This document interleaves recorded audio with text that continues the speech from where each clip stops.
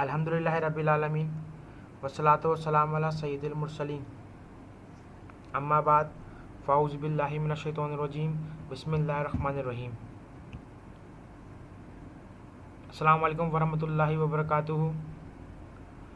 Dear students, today we will study chapter number 4 of 9 chemistry, and the name of our chapter is periodicity of elements.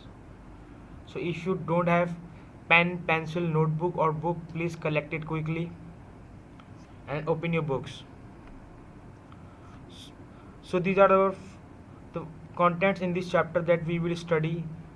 The first topic of our chapter is the search for a classification, in which we will study the famous scientists and their rejected laws regarding periodic table. We will also discuss the modern periodic table and their groups and periods, while we will discuss metal, non-metals and metalloids at the manner of this periodic table.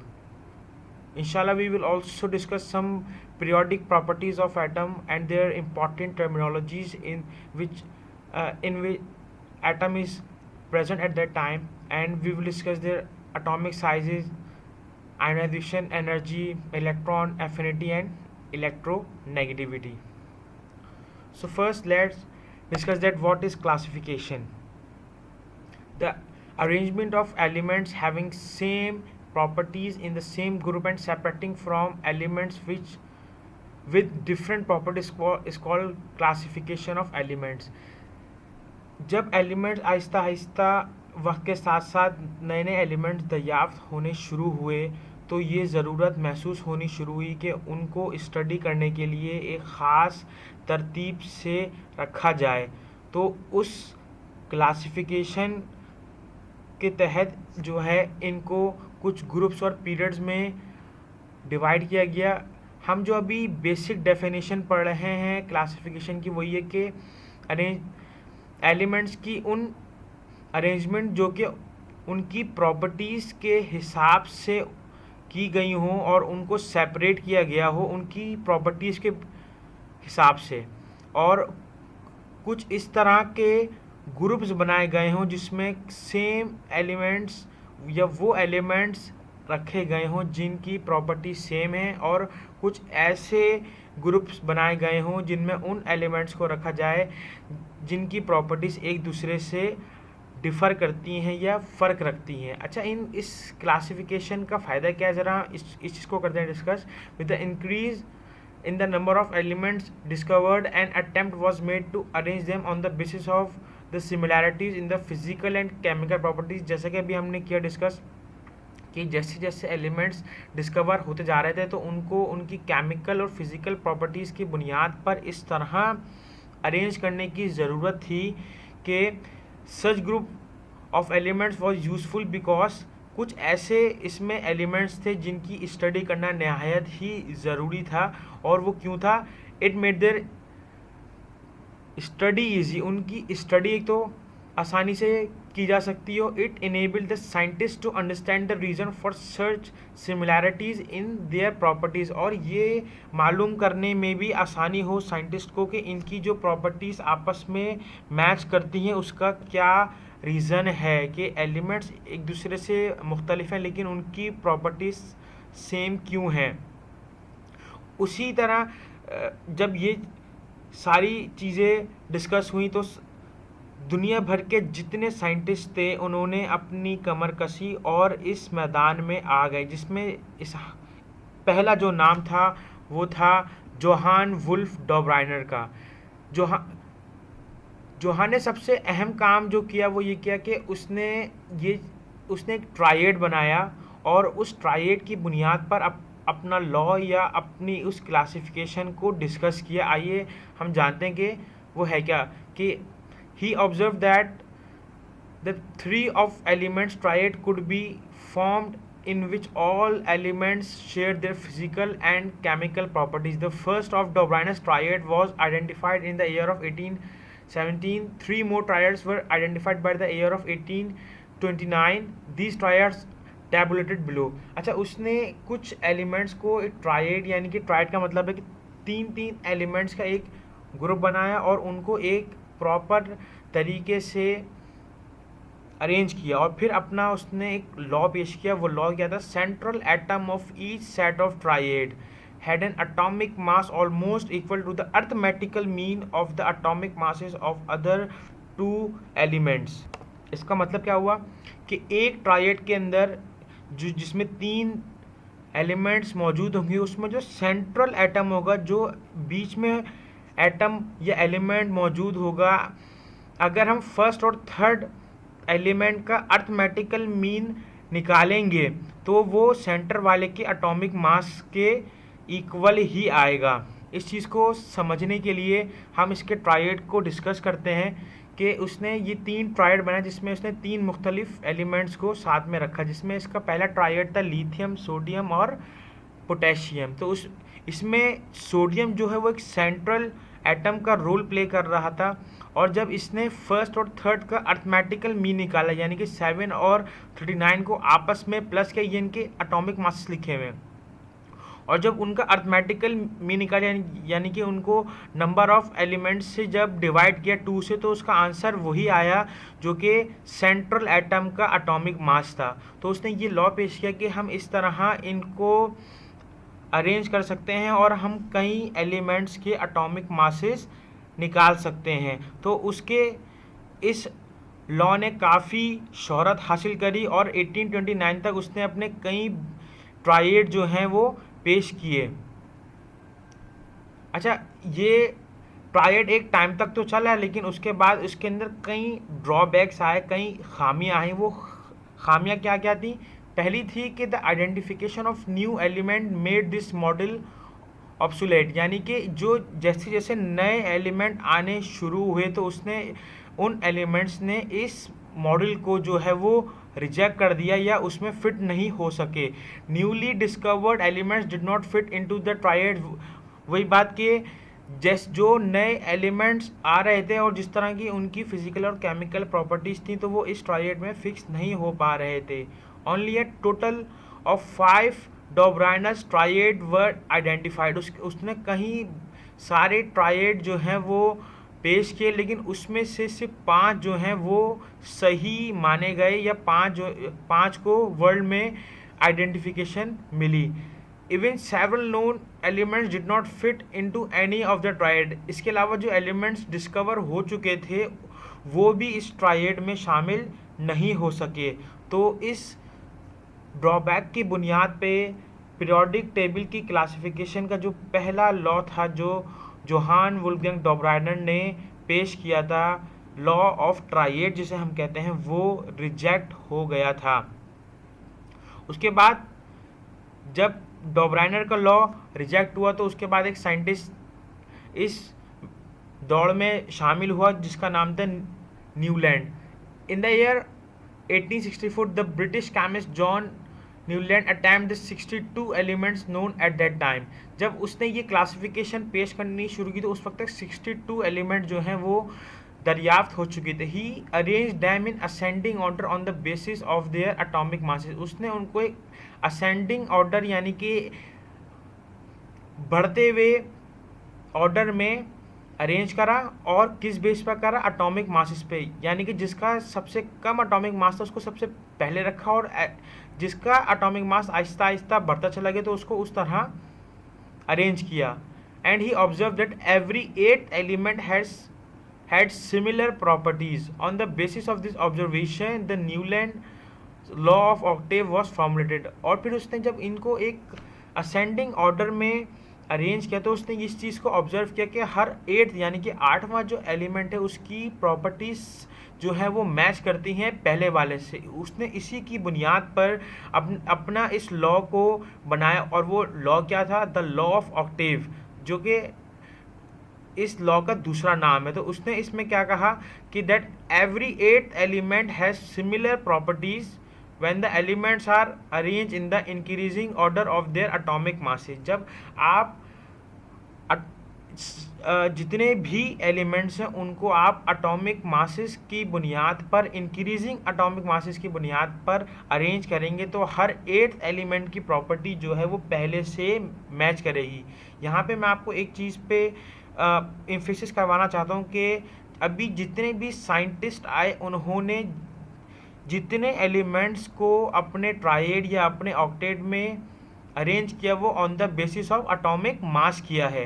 तो इस चीज़ की observation आप लोग and तक रखिएगा कि जितने भी साइंटिस्ट आए हैं, चाहे वो डॉब्राइनर हो, चाहे वो न्यूलैंड, चाहे वो आने वाले हों, तो उन्होंने अपने जितने भी लॉस थे उनमें सबको उन अपने लॉस को जो है उसको एक ही चीज़ का बेस बनाया और वो है एटॉमिक मासेस।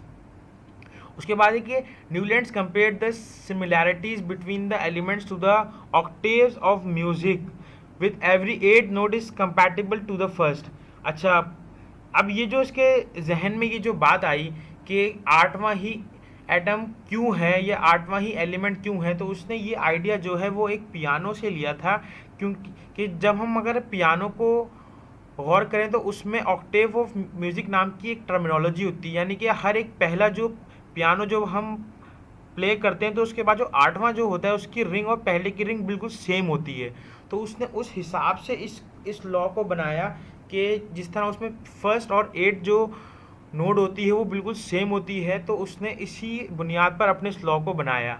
उसने कुछ इस तरह इस लॉ को अरेंज किया था जिसमें उसने इंक्रीजिंग एटॉमिक मासेस के बुनियाद पर एलिमेंट्स को अरेंज किया, जिसमें पहले हाइड्रोजन, फिर लिथियम, फिर हीलियम, बोरॉन, कार्बन, और इस तरह करते हुए उसने अरेंज किया। और जब उसने आप इस तरह ऑब्जर्वेशन करवाई कि लिथियम को उसने फर्स्ट काउंट किया, उसके बाद जब उसने 8 वाला जो काउंट किया तो वो सोडियम आया। तो उसने ये चीज़ जब इनकी प्रॉपर्टीज़ आपस में मैच करी तो वो इत्तेफाक से बिल्कुल मैच कर गई, क्योंकि दोनों मेटल्स थे और दोनों की फिजिकल और केमिकल प्रॉपर्टीज जो हैं वो ऑलमोस्ट सेम थी।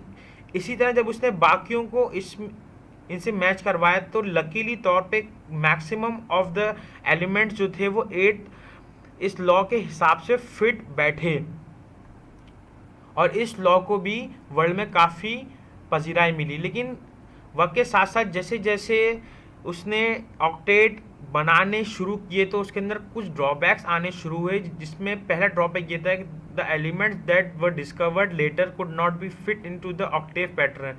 फिर जो आहिस्ता आहिस्ता मज़ीद एलिमेंट्स डिस्कवर होते चले गए तो वो उस ऑक्टेट पैटर्न में नहीं बैठ सके। Element with dissimilar properties were group together. ऐसे एलिमेंट जो इस ऑक्टेट का सबसे बड़ा एक ब्लंडर था वो ये था कि ऐसे एलिमेंट जिनकी प्रॉपर्टीज जो है आपस में मैच नहीं करती उनको एक ही ग्रुप में रख दिया गया है, जैसे कि the halogens were group with some metal such cobalt, nickel and platinum, जो कि हैलोजन जो आज 7th एक ग्रुप के मेंबर जिसमें क्लोरीन और ब्रोमीन वगैरह शामिल हैं जो कि नॉन मेटल्स हैं, उनको जो है मेटल के साथ मैच किया गया। और उस लॉ ने ये बताया कि ये जो हैं हैलोजेंस और ये मेटल्स जो हैं इनकी प्रॉपर्टी सेम है। तो ये इसके लॉ का सबसे बड़ा एक ब्लंडर था और बाद में इस लॉ को रिजेक्ट कर दिया गया। उसके बाद जो साइंटिस्ट इस मैदान में आया उसके बारे में ये बात कही जाती है कि अगर ये साइंटिस्ट अपना लॉ पेश नहीं करता तो आज पीरियोडिक टेबल को मज़ीद 10 से 15 साल लग जाते। ये रशिया का एक बहुत ही नामवर साइंसदान रह चुका था और हत्ता कि कई यूनिवर्सिटीज़ में इसके लॉ को आज भी पढ़ाया जाता है और हर साइंटिस्ट इस बात को मानता है कि अगर ये अपना लॉ पेश नहीं करता तो पीरियोडिक टेबल जो है वो मज़ीद लेट हो जाता। उसका नाम था द ग्रेट मेंडलीव और इसका जो पूरा नाम था वो था डिमिट्री इवानिच मेंडलीव। एक रशियन साइंटिस्ट था जिसने बहुत इम्पॉर्टेंट कंट्रीब्यूशन दी इस पीरियोडिक टेबल के अंदर। आइए हम इसको ब्रीफली तौर पे डिस्कस करते हैं कि कैसे उसने ये क्लासिफिकेशन बनाई, किस सोच के बनाई और उसकी क्लासिफिकेशन के बाद कैसे बाकियों को फिर हेल्प मिली अपनी टारगेट तक पहुंचने में। तो ये साइंटिस्ट जो थे उस many periodic table were made but the most important one was the Mendeleev periodic table, जैसे कि अभी हम पीछे डिस्कस करते हुए हैं। इसके अलावा और भी कई साइंटिस्ट ने अपने लॉस पेश करे, लेकिन उनमें सबसे ज़्यादा अहमियत जो है वो मेंडलीव के पीरियोडिक टेबल को दी जाती है। इन 1869 after the rejection of Newlands Octave law, Mendeleev periodic table came into the picture. जब न्यूलैंड का जो सबसे ऑक्टेव लॉ जो कि एक कामयाबी हासिल करता जा रहा था, लेकिन जब उस लॉ को रिजेक्ट कर दिया गया तो उसके बाद फिर मेंडलीफ इस दौड़ में शामिल हुआ और उसने अपने लॉ को बनाना और पेश करना शुरू किया। In Mendeleev's periodic table, the elements were arranged on the basis of the fundamental property of atomic mass and chemical properties. इसने भी पीरियोडिक टेबल में एलिमेंट्स को जो अरेंज करा वो उनकी एटॉमिक मासेस और केमिकल प्रॉपर्टीज़ की बुनियाद पर ही करा। मैं जैसा कि आपको इससे पहले पीछे भी ऑब्जर्व करवाता हुआ आया हूँ कि डॉब्राइनर और न्यूलैंड के बाद मेंडलीफ ने भी जो अपना लॉ पेश किया वो एलिमेंट्स की एटॉमिक मासेस की बुनियाद पर ही पेश करा। तो during Mendeleev's work only 63 elements were known. जब मेंडलीव अपना ये वर्क काम या अपना ये लॉ बनाने में मसरूफ़ था तो उस वक्त तक सिर्फ 63 एलिमेंट्स ही रिकग्नाइज्ड हुए थे या डिस्कवर हुए थे। अच्छा, फिर क्या हुआ कि after studying the properties of every element, Mendeleev found that the properties of elements were related to the atomic mass in a periodic way. उसने जब हर एक एलिमेंट को थॉरली तौर पे डिस्कस करा तो उसने एक चीज़ गौर करी कि हर एक एलिमेंट की जो प्रॉपर्टी है और जो उसका एटॉमिक मास है वो एक वक्तन फ़वक्तन यानी कि पीरियोडिक वे के हिसाब से जो है इनकी प्रॉपर्टीज़ आपस में मैच करती हैं। He arrange the element such that element with similar properties fell into the same vertical columns of the periodic table. उसने जो है उन सारे एलिमेंट्स को जिनकी प्रॉपर्टीज आपस में मैच करती थी उनको एक कॉलम में लिख दिया। Among chemical properties, Mendeleev treated formula of hydrides and oxides as one of the basic criteria for categorization. उसने कई एलिमेंट्स को हाइड्राइड्स और ऑक्साइड्स की बुनियाद पर भी सेपरेट किया। He took 63 cards and on each card he wrote the properties of one element. उस वक्त तक जितने 63 एलिमेंट्स डिस्कवर हो चुके थे उसने हर एक एलिमेंट्स की प्रॉपर्टीज़ को हर एक सिंगल कार्ड पर मेंशन कर दिया या लिख दिया। He group the element with similar properties and pin it into the wall. और फिर उसने हर एक एलिमेंट्स की उन प्रॉपर्टीज़ को जो कि उसने एक एक कार्ड पे लिखी थी उनको अपनी रिसर्च वॉल पर पिन आउट कर दिया। He observe that elements were arranged in the increasing of atomic mass and there was a periodic occurrence of elements with similar properties. फिर उसने बाद में एक चीज़ गौर करी कि जैसे जैसे एलिमेंट्स की एटॉमिक मासेस बढ़ते जा रहे हैं तो वक्तन फ़वक्तन उन एलिमेंट्स की जो प्रॉपर्टीज़ हैं वो भी आपस में मैच करती हुई जा रही हैं। यानी कि जो एक एक कॉलम में उसने जो एलिमेंट्स लिखे थे तो जैसे जैसे उनकी एटॉमिक मासेस बढ़ते जा रहे हैं वो एक ही ग्रुप में तो उनकी प्रॉपर्टीज़ भी जो हैं वो ऑलमोस्ट सेम ही हैं। उसके बाद जो है उसने अपना लॉ जो है फॉर्मुलेट किया और उस लॉ को जब पेश किया तो उस लॉ में से उसने इतनी सी बात बोली कि the properties of elements are the periodic function of their atomic masses. कि जितने भी एलिमेंट की प्रॉपर्टी या उनकी खुसूसियात हैं वो वो वक्तन फ़वक्तन जो है एक पीरियोडिक वे से होती हुई जाते हुए उनके एटॉमिक मासेस की वजह से ही है। यानी कि हम इसको और थोड़ा इसको सिंपल तौर से समझें कि एलिमेंट्स की जितनी भी प्रॉपर्टीज़ हैं वो डिपेंड करती हैं उनके एटॉमिक मासेस पर और उनके एटॉमिक मासेस में एक वक्तन फ़वक्तन एक गैप मौजूद है और उस गैप की वजह से उनकी प्रॉपर्टीज़ जो हैं वो आपस में मैच करती हैं। उसके बाद जब उसने अपना टेबल लोगों के सामने पेश किया तो उसने उसमें कुछ उसके पॉइंट्स लिखे। वो पॉइंट्स क्या थे कि उसने उसके अंदर 12 horizontal rows from left to right, यानी कि उसने एक रॉ बनाई जो कि हॉरिजॉन्टल मतलब सीधी लाइन की तरह थी खिंची हुई और उसको जो लेफ़्ट से राइट जा रही थी जिसका नाम उसने पीरियड दिया। उसके बाद उसने उसी के अंदर 8 वर्टिकल रॉस भी बनाई जिसमें उसने उसको ग्रुप्स का नाम दिया। Elements in each vertical column have similar properties. ऐसे एलिमेंट जो एक ही वर्टिकल कॉलम में मौजूद थे उनकी प्रॉपर्टी जो है वो आपस में सेम थी। Mendeleev left certain vacant spaces in is table to place similar undiscovered elements in the same group. ये उसका वो सबसे अहम पॉइंट है जिसकी वजह से इसको आज भी याद रखा और माना और तस्लीम किया जाता है कि उसने अपने उस पीरियोडिक टेबल में कई ऐसी वैकेंट या खाली जगहें छोड़ी जो कि उसने बाद में ये चीज़ बताई कि यहाँ पे और वक्त के बाद वक्त जैसे कि एलिमेंट्स डिस्कवर होते चले जाएंगे तो वो इस हिस्से में प्लेस होते चले जाएंगे।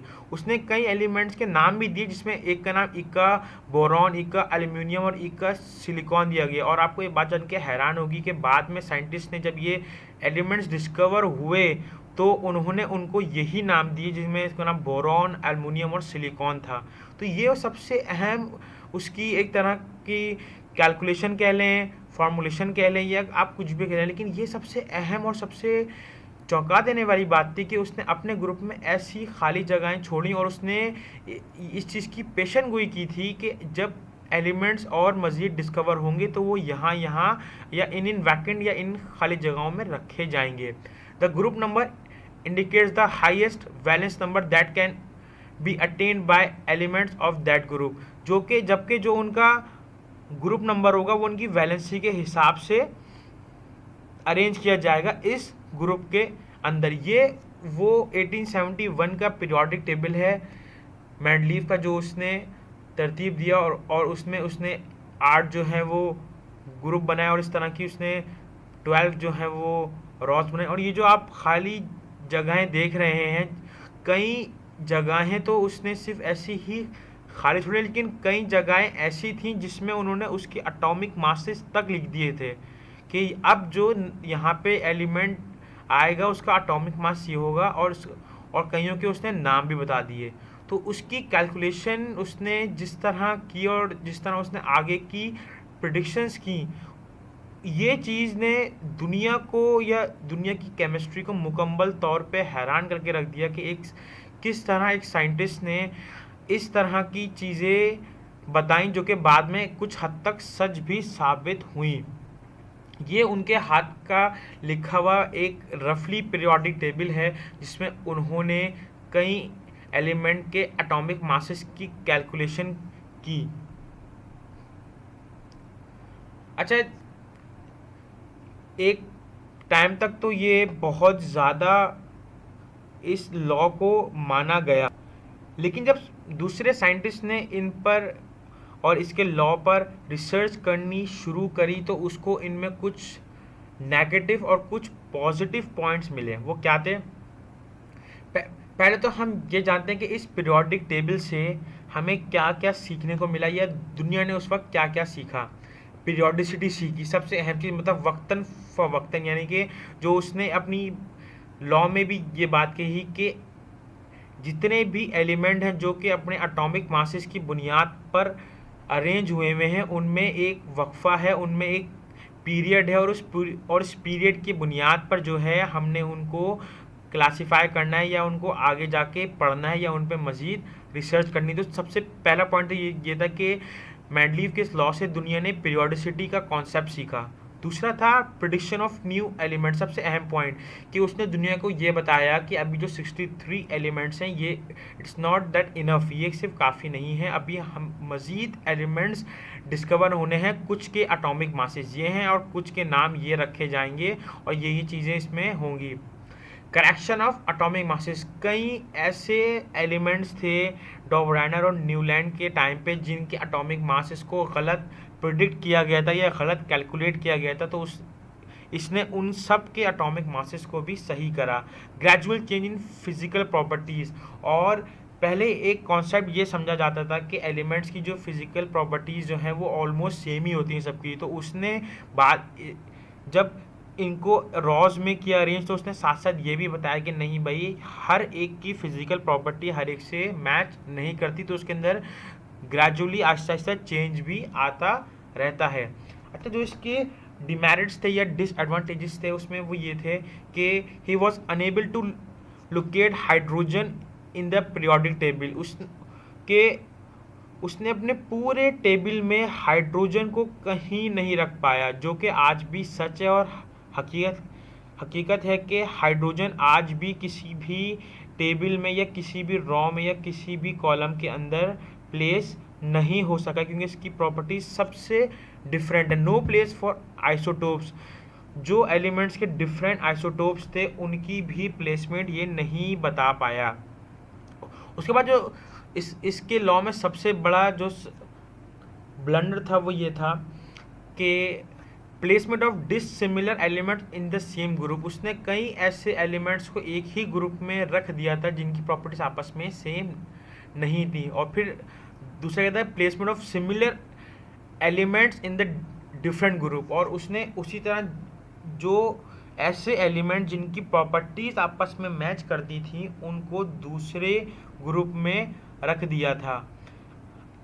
अच्छा बच्चों, हम अपना टॉपिक यहीं पर एंड करते हैं और इंशाल्लाह हम अगले पार्ट में जो है इस मॉडर्न पीरियोडिक टेबल को डिस्कस करेंगे। आई होप आपको ये लॉस समझ में आए होंगे कि किस तरह दुनिया इन एलिमेंट्स को एक तरतीब देने में जुट गई थी और आहिस्ता आहिस्ता हमें वक्त के साथ साथ हमें एक शेप मिलता चला गया इन पीरियोडिक टेबल का। और तो हम आने वाले वक्त में इंशाल्लाह इस मॉडर्न पीरियोडिक टेबल को डिस्कस करेंगे।